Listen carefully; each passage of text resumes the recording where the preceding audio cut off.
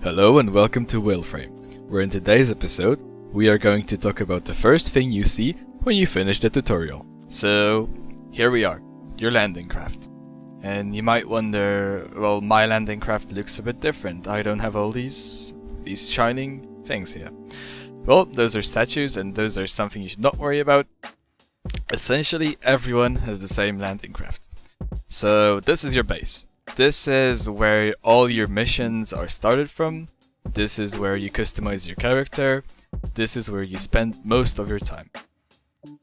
So let's start off by the first thing you see, and that is the navigation. So the navigation is, let me scroll out of it. It's a map. It's a map where you choose your next mission. It's a map that you gradually unlock as you play the game, where you have to complete junctions to proceed to the next planet. And I'll also make another video about the map. For now, your navigation is the place where you have your alerts, you have your invasions, you have all that cool stuff that you do not worry about for now. If you're a new player, there's a lot of stuff and you shouldn't be worrying about that. Then to the right, we have the news menu, and that's a pretty cool gadget because you can just click X on it and you can choose whatever you want. For example, we have the Prime Vault opening here, and you should have no idea what Prime Vault is. Just so you know, there's news about every interesting fact about Warframe. For example, we had TennoCon last week, I think, and these are some news that came out from it. This is just a cool widget that you could sometimes look at. Then to the right, we have the Conclave menu. And what Conclave is, it's PvP basically. Rarely do people play it, because Warframe isn't that much of a PvP based game. The end game is mostly PvE, especially that your mods on weapons don't influence their performance in the PvP arenas. But it's something cool to do. You also get pretty nice rewards if you play a lot of it. And yes, if you're interested in PvP, you can obviously try it. Further to the right, we have the market. And what the market is, it essentially is a place where you buy stuff. Well, I mean, I know that sounds obvious, but let's search. For example, here we have many categories. For example, you want a new gun, you go to weapons, primary weapons, and you have all those guns to choose from. Some of them can only be bought by Platinum, which is a premium currency in the game. Although it's really easily acquirable, this game is not pay to win. It's pay to win faster, but you lose a lot of fun while paying. So you've got some guns that are bought only for Platinum, but I'm pretty sure you can buy the Astilla for normal money. And what that means, you buy the blueprint, and then it tells you if you have the materials. And if you do, you can freely purchase. Even if you don't, you can freely purchase the blueprint. You can gather the materials later, as you wish. So let's head out of the market. And to the left, we have your codex. Kind of your Pokédex. So it shows you all the weapons you've gathered, all the missions you did, all the Warframes you've collected, all the mods you've collected. It's your Pokédex. It also has some explanations, some tutorials, but obviously they're not as good as mine. Let's continue. And then we have the syndicates. What syndicates are? There's also another video on my channel about syndicates. They are guilds. If you've played other MMOs, then you probably know what guilds are. Although they're usually created by players, and there is an equivalent of that in Warframe, and it's called clans. But those are syndicates, and how syndicates work is for example, I chose the Red Veil primarily, and I generate standing at the Red Veil, and I do get some rewards for doing that. And there's actually quite a lot of cool rewards. Although while doing stuff for one syndicate, you do lose standing in different syndicates, so it's kind of a sacrifice, and you do have to choose, and it's not worth it to start one syndicate and then start another one, because you're just way too behind. Then we can go down to our ship. So further downwards, here is the more important part of the ship. I'd say this is the most important one. So what we have here is, first of all, your foundry. The foundry is your crafting station. What you do here is you've got categories, and you've got weapons, you've got warframes, literally everything that you have a blueprint for. This is where you craft it. Obviously you require resources to do it, and sometimes those resources are hard to gather. Sometimes your blueprints are very valuable and you can trade them to other players for platinum, which is a premium currency, and it is tradable. And obviously you've got appearance stuff. This is stuff that is normally paid for through platinum, but you can get it in alerts, which is pretty cool. And yes, this is where you craft it. There is also going to be other videos explaining in detail those every one of those stations, but we're not going to go into that for now. I just want to show you the basics of how you get around your ship. To the right, you've got a mod station. What mods are? So how weapons in Warframe work is they don't get better by leveling up. All you do by leveling up a weapon is you enable it to have more mods installed. Every mod has its cost, and you can see the cost in the top right corner of the mod. And every mod has a polarity. And a polarity, it influences how much the cost is going to be multiplied. For example, if we go into our arsenal, which is essentially your modding station, your equipment, and we choose a random gun. Let's say the Gracada, for example, and we choose to upgrade it. This gun has by default no polarities installed. So this mod costs 12 V polarities, and that's the default cost of that mod. But then, if we choose to open the dread up and we do upgrade, you can see it costs 6 now. Why? Because by default, this bow has a V polarity in this slot. And if we choose to put a V mod in this slot that by default costs, for example, 12, it's gonna halve the cost. And if it's 11, it's gonna halve it to 6, not to 5, which is something you might want to remember.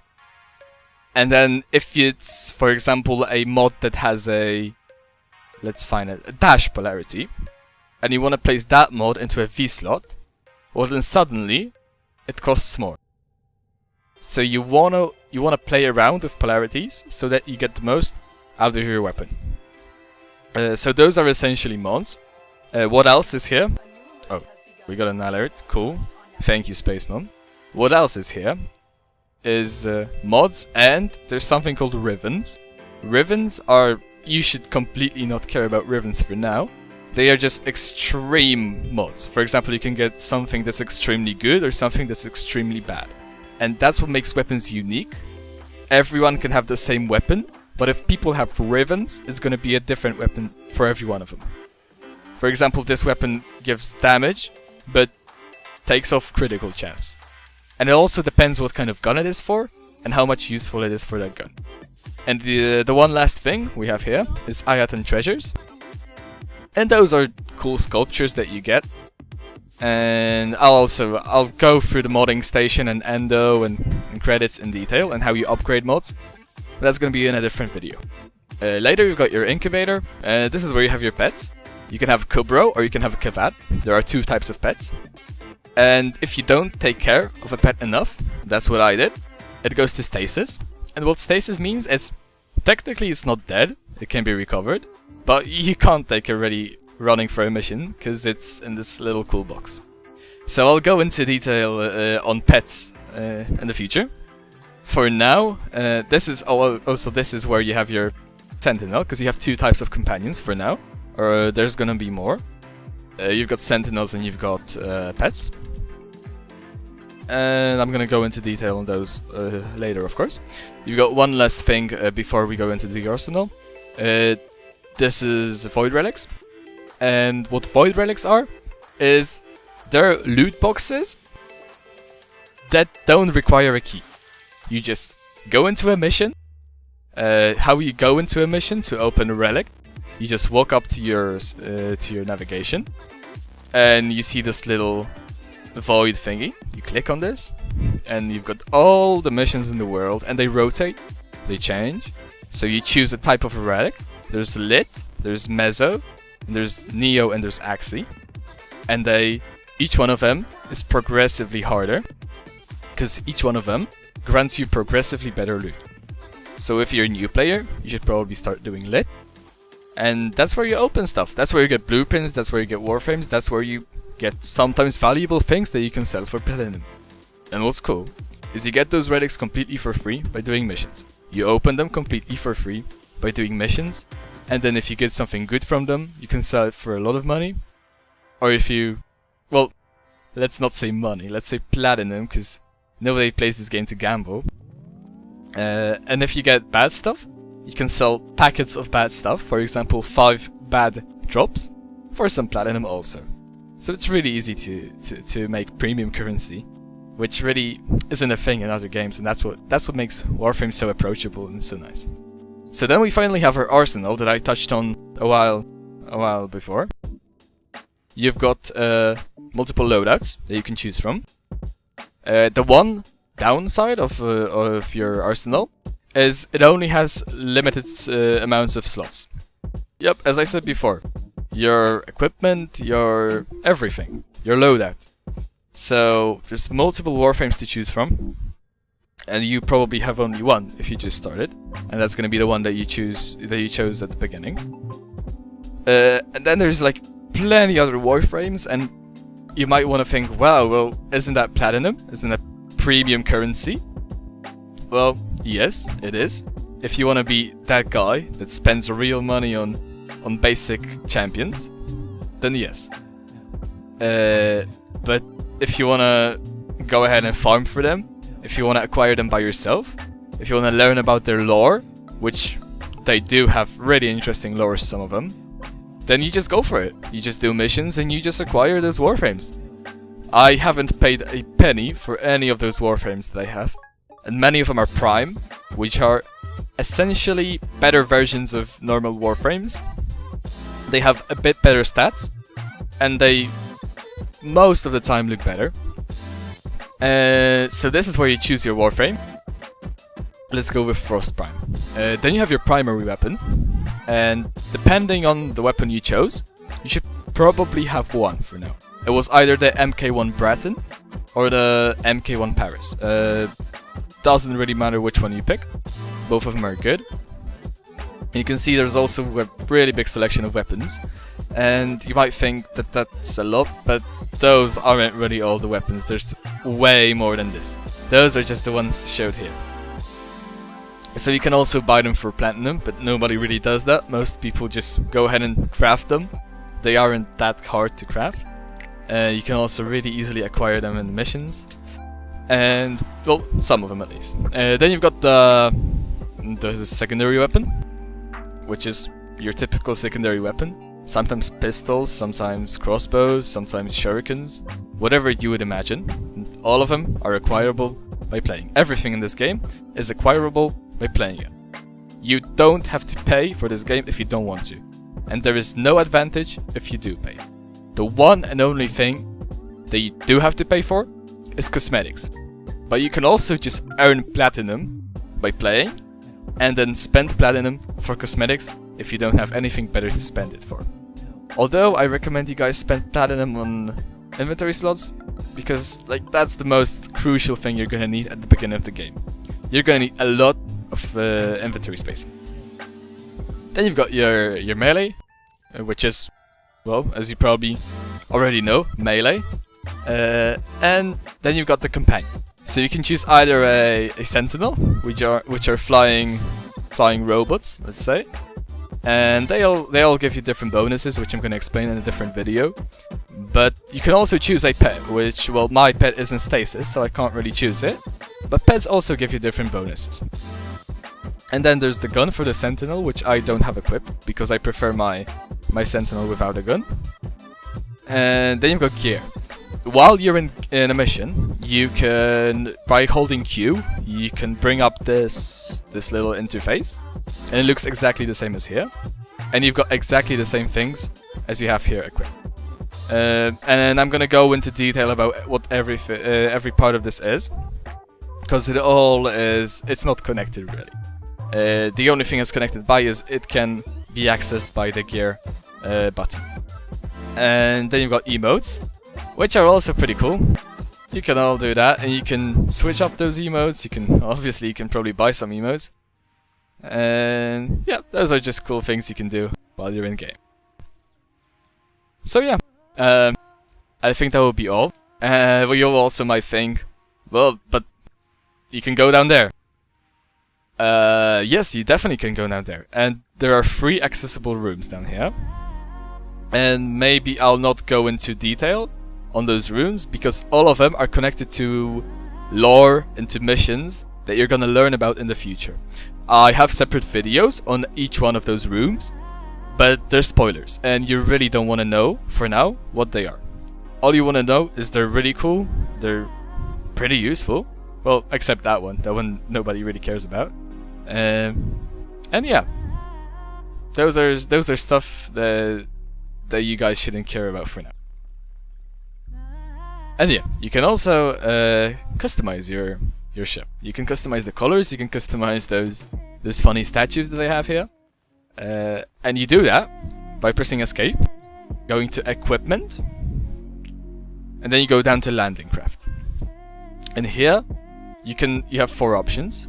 The first option is to decorate, and this option is you place 1 to decorate, and you got all that stuff you can buy, or you got stuff that you already own. For example, let's take this sculpture, and you can place it wherever you want on your ship. Then you've got the console that explains all the controls on your right. Then you got the second options, and those are interior colors. What that does is you just, as it says, it customizes your colors, so you can have your ship looking however you want it to. That's from the inside. And then you have an option to customize your ship from the outside. So for now, there's 4 different spacecrafts you can have. This is the default one. This is the one that you have. It might look a bit differently in terms of colors, but this is your ship, if you haven't bought a different one.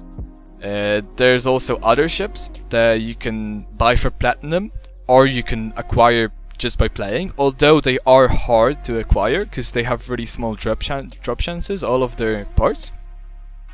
But you can actually acquire them. And this is the one I've chosen. So this is my new ship. I've also started with this ship, but then I acquired this ship. And then you can also customize the colors of your ship. So they have skins. You can also have no colors, and that's how the default scimitar looks. And then you can have some skins, you can customize the colors. You can basically do anything you want with your ship. So I think that's everything about your ship. I think you guys are ready to go onto your navigation and start your first mission. Anyways, thank you very much for watching. I hope the guide was helpful, and I hope you guys learned something, and you're gonna be eager to watch other guides from me that explain the rest of the game. And I hope you liked Warframe. I hope my tutorial got you stoked on the game. I hope you're gonna have fun, and see you in the next video. Have a good day.